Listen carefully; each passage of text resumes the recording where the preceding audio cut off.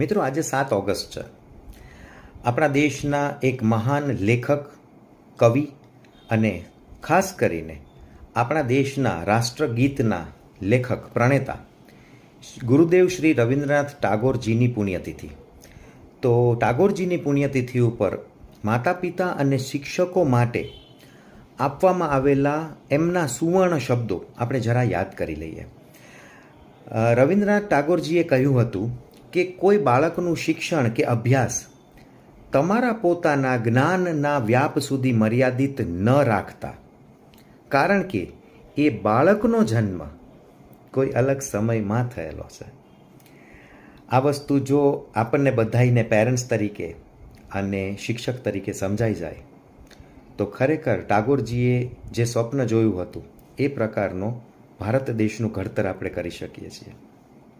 Think about it.